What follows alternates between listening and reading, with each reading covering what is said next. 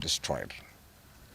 Unbeknown to these peaceful demonstrators, the tired regime of Ruto had a well-organized state-sponsored militia in cohort with the police and other state security agencies to maim, kill and destroy property and blame it on the Kikuyu community and specific leaders who are perceived unfriendly to this killer regime. This targeted profiling of the Kikuyu community and destruction of their specific business is an economic sabotage not new to the narrative of William Ruto. On the 30th day, this state-sponsored militia, under instructions and guidance from the police, were dropped in different places in the country, and mostly in the Mount Kenya region and other regions not perceived friendly to the government. They were strategically dropped past midnight, and then roadblocks were placed by the police while others was dropped early in the morning. The militia were procured by Ruto, governors and MPs allied to him. These regions include Nairobi, Kiambu, Kajiado, Kisii, Nyeri, Murang'a, Kiambu, Kirinyaga, Meru, Nyandarua, Kajiado, Kitengela, Ongata-Rongai, Machakos, Embu, and in Wote. They had clear instructions to loot and destroy specific properties under police supervision. A killer squad of 101 that works under the Director General of the National Intelligence Service, Nuruddin Haji, was armed with assault rifles and drove in a convoy of unmarked Subarus, shooting and killing innocent protesters aimlessly in the streets and estates. This squad in Subarus, hooded and masked against court orders, are disguising themselves as DCI's officers, yet we know they are not. In fact, I would like to clarify that the National Intelligence Service has procured Subarus to give an impression that this killer gang is from the DCI. The truth of the matter is that this has nothing to do with the DCI. This is the National Intelligence Service. And this squad of 101 people was formed when I was still in government. Officers were recruited from the Administration Police Unit for special training by NIS on abductions, killings, and cover-up. And this is a squad that is killing the people of Kenya. The killings and the business destruction pattern point to William Ruto's ethnic profiling narrative, which he is a master with no rival. With a close coordination of PS Interior Raymond Omolo, this narrative was boosted online by state bloggers to spin the narrative. The Cabinet Secretary Kipchumba Murkomen's public to shoot to kill order, coupled with assurances to police officers that the government will not cooperate with the investigators in police conduct, has emboldened security forces. Police officers are now on record threatening citizens who are in their homes, boasting of their license to kill, acting with a confidence that can only come from the highest echelons of power. Mr. Murkomen's admission that these are not just instructions from him but orders from above removes any ambiguity about where responsibility lies. It will be recalled that in the run-up to the 2007 general election and its aftermath, the narrative of 41 against 1 was a masterpiece of William Ruto. The target was profiling Kikuyus against the rest of the country. To a large extent, he succeeded, and every Kenyan knows what happened, and it is also fresh in his mind of the ICC ordeal still hanging on the neck of William Ruto today. We remind William Ruto that his ICC cases are not yet over. They have been posed after witnesses disappeared. And what he is pretending over are crimes under the Rome Statute. It is clear history is repeating itself. And the architect William Ruto is back on the deck. He is hell-bent to finish his unfinished business with the people of Mount Kenya, destroy their businesses and make them black sheep of Kenya. Despite this horrible experience, the people of Mount Kenya voted William Ruto to a man in 2022 general elections against the advice of President Uhuru Kenyatta, whom Mr. Ruto had branded as a drunkard and a useless leader. Today, the people of Kenya, and especially the Mount Kenya region, feel sorry that they did not heed to the advice of Uhuru Kenyatta. These state-sponsored militia were key in touching of various parts of the country with ease of police assistance to prefer terrorism charges on specific people from the Mount Kenya region. So far, about 50 young people are in courts in trumped-up charges of terrorism in scenarios of state-managed crimes by the state. Again, this is a clear onslaught on the Kikuyu nation. A case in point, when a police station in Mawego in Homa Bay County was torched, the suspects for that particular crime have been charged with arson. But when a police station is alleged to have been torched in Kiambu, suspects from the Kikuyu nation are charged with terrorism charges. This is serious ethnic profiling. Last night, in Juja and Kirinyaga, these state-sponsored militia invaded various businesses. Luckily, in Kirinyaga, after Wananchi went to Sagada police station and they refused to act, saying they had orders from above not to interfere, the people organized themselves and repulsed the militia. Mr. Ruto's ethnic profiling has led to the destruction of the foreign properties belonging to the people of Mount Kenya. Maguna supermarkets in Meru, Kahawa West and Muranga. Nice supermarkets, hotel and petrol station, and nice city in Mwea in Kirinyaga. County supermarkets in Kabati and Kirinyaga. Power Star supermarkets, Quick Mart supermarkets in Eastern Bypass, Shell and Totomin markets in Roido, Chill Post Hotel in Gong, Boju Shop in Keserian, Homegrown Supermarket among others, and the Family Bank in Kahawa and Roido. Notably, in Meru, these state-sponsored militia tried to attack Meru Dairy Processing Plant and were repulsed by workers. In Nyeri, they further tried to attack Wakulima Dairy in Mukurweini, and the attack failed. We urge our businesses to heighten security surveillance on their business premises and production lines, especially the KTDA, coffee factories, milk processing factories, among others. We take note that in Meru, on Sunday the 6th of July, at an event attended by CS Kipchumba Murkomen, the MP for Bori, Mugambi Redikire, indicated that a supermarket would be attacked the following day.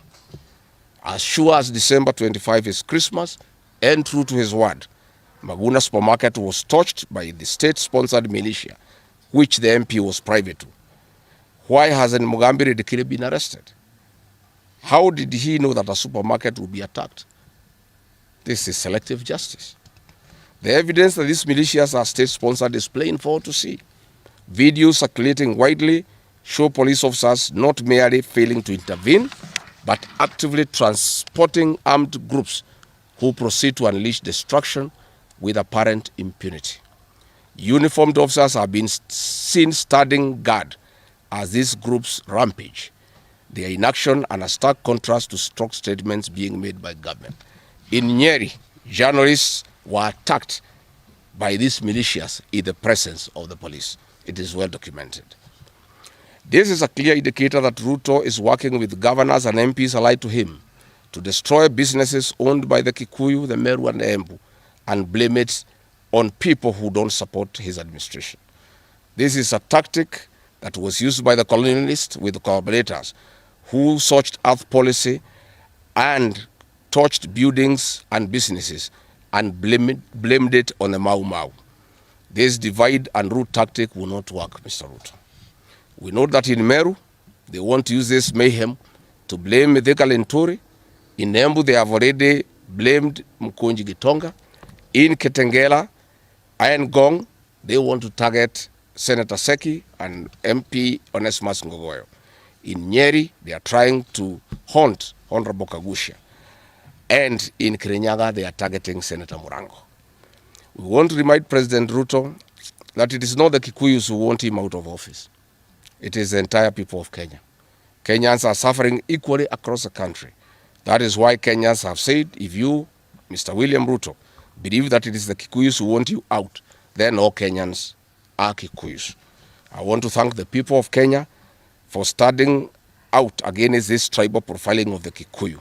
The people of Kenya yesterday did wonderful by saying that the Kikuyus should not be profiled. This morning, I've seen Ruto quivering and wailing in uncontrollable anger. Mr. Ruto, excessive anger is not a solution. I want, with a lot of humility, to advise you to stop being angry. That will not help. You need to know what you need to do because you have not been listening to the people of Kenya. The people of Kenya are more angry than you are. They are angry because you have overtaxed them. There is wanton corruption. There is abductions and extrajudicial killings. There is ethnic profiling and other ills that bedevil your administration. If you want to be calm, please abolish the housing levy and give dignity to the payslip. I have heard you saying that you cannot give jobs to the young people. Please restore the dignity of the payslip. Restore the capacity of the middle class. The middle class will give jobs to these young people. Stop killing and profiling the young people. Listen to them.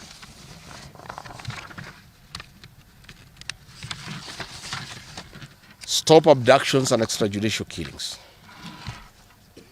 Abolish, disband the killer squad of 101 officers at Nairobi Haji. Give hustlers the jobs that you promised them. Mr. William Ruto, you are the one who promised. You cannot cry today that you have no solution, saying that other presidents have not been able to do it. You are the one who promised these young people. Stop police brutality. Stop abductions and illegal detentions. Get the hustlers from the bottom of the economic pyramid as you promised. Yes, Mr. President, we agree there were other presidents before you, as you have rightly stated. And true, they never went through what you are experiencing today. May it please you to know that the reason why Kenyans rarely had problems with them, Mwai Kibaki and Uhuru Kenyatta were guided by the Constitution and the rule of law. They did not capture our constitutional institutions to work for them, instead of working for Kenyans. They never killed children. They never attempted to build churches in State House. They never organized militias to destroy people's property and kill them. That is why you have a problem. And we also want to remind you that Mwai Kibaki had a difficult time from you, William Ruto. Videos are everywhere. You cannot say that Mwai Kibaki did not face resistance. It's on record that you gave hell to President Kenyatta for 5 years. So it is hypocritical for you to allege that Mwai Kibaki and Uhuru Kenyatta had a very easy time. Most of the problems Mwai Kibaki and Uhuru Kenyatta had came from yourself, and it's on record. We want to advise you that the one-term movement is not getting you out of power outside the Constitution. Mr. President, nobody wants to throw you. Nobody wants to overthrow your government. Nobody wants you out of power through unconstitutional means. Mr. President, I and the people we work with are on record. We want you to remove you from State House through the ballot in 2027. This narrative you are creating that there is an attempt to overthrow your government is for you to have the opportunity to use the Terrorism Act to profile communities and to persecute leaders who are opposed to your administration. Please relax. We want you to serve your one term. Nobody wants you out of government. And constitutionally, nobody has any plan to overthrow your administration, Mr. President. We want to face you on the ballot in August 2027. So just relax and stop crying wolf that anybody wants you out of office unconstitutionally. There is no leader here who is planning a coup, and none has the capacity. And nobody is interested. The leaders in this country, and indeed 95% of the Kenyan population, want to humiliate you at the ballot. They relish that moment. None of them would want you to go out through any other method, unless, of course, you decided to resign on your own volition. So please stop creating this narrative. This narrative is to enable you to use anti-terrorism law to persecute leaders and to persecute the Kikuyu community. If you speak out online, Mr. President, you want to use the Terrorism Act to harass people. If you dare challenge your administration, you want to use the Terrorism Act to deal with people who are opposed to your administration. My fellow Kenyans, let us not be deceived. William Ruto has stripped away even the pretense of democracy. What we are witnessing is not the rule of law, but the rule of fear. This is not the behavior of a government that serves its people. This is the machinery of outright dictatorship. Finally, I want to announce to the people of Kenya that tonight I will be traveling to the United States of America to talk to the Kenyans in diaspora and the international community about the state of the nation. I would have wanted to stay in the country at this very difficult time when our people are under siege. But I have engagements that I'm not able to postpone. I have been threatened by people close to William Ruto, who called some of my people today, and they will want to stop me from leaving the country. I have no problem. If you want to come and arrest me at the airport, as you are threatening us, you can go ahead. I don't have a problem. You cannot sell fear to us. You know, even if you sold us fear, we cannot buy. You know, and therefore, as I'm out of the country, unless I'm stopped from going, and if I'm stopped from going, I'm still okay. I'll be here because this is my country. We have made sufficient arrangements with other leaders in the united opposition to create a pool of lawyers to come in through for our young people who are being persecuted on trumped-up charges of terrorism. And I want to explain. I have heard the president saying that people have attacked police stations and the law courts. It was all stage managed by the MP for Kikuyu. How do you explain that people can walk into a police station and they are not armed and take over the police station from armed police officers? How do you go to the courts that are guarded by armed police officers and touch them? All these attacks of vital installations were stage managed by William Ruto through Kimani Ichung'wah to create the opportunity to prefer charges against people using the Anti-Terrorism Act. That is the reality. So nobody has attacked any police station. They were all stage managed by government. And what is happening is history is repeating itself. This is exactly what Moi did in the 80s against the Kikuyu community.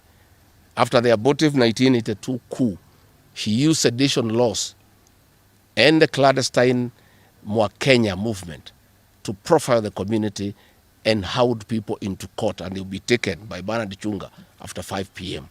This is history repeating itself. I want to ask our people to be calm, to be cautious, and to be strong. I want to appeal to our young people, the Gen Zs. Looking at the scenario of what is happening and what William Ruto has planned, I want to ask my children, my sons and daughters, to consider applying the next onslaught against the President William Ruto by getting IDs and registering as voters so that they can deal with William Ruto on the ballot. Because I fear for them. Anytime they go out to the streets, they are killed like chicken. I would like to preserve to us these children. We would like to live with them. We would like to see them grow. And when we look at the desperation of William Ruto and the brutal force he is using against these children and the use of state militias to attack them, I would like to plead with them to consider, to join us, we in the opposition, by registering as voters. And in 2027, we'll be able to get rid of President William Ruto. William Ruto, finally, let me ask you a question. The Kikuyu nation, the Mount Kenya people, you call tribalists every day. These people you are waging war against, their businesses, are the same people who voted for you, even after what you did to them in 2007. They forgave you and considered you as a person they can elect as president. You have turned against the community. You are trying to mobilize other Kenyans to profile them and to fight them, but they have refused. These same people from Mount Kenya have the capacity to support somebody else. It must not be you. And they proved that they are not tribal by voting for you when you are Kalenjin. They can vote for Akamba. they can vote for a Kisi, they can vote for a Luya, they can vote for a Masai. That sense of entitlement that you are having to the Mount Kenya vote is misplaced. They voted for you, yes. You betrayed them, you turned against them. They don't have to vote for you again. Please stop persecuting them into submission. They will not submit to your brutality, to your vicious attack against them and their leaders. That I want to tell you for free today. I've listened to you talking with a lot of anger, calling them tribalists. They are not. How can they be tribalists when they voted for you and you are not one of them? But you don't have a sense of entitlement that they must vote for you.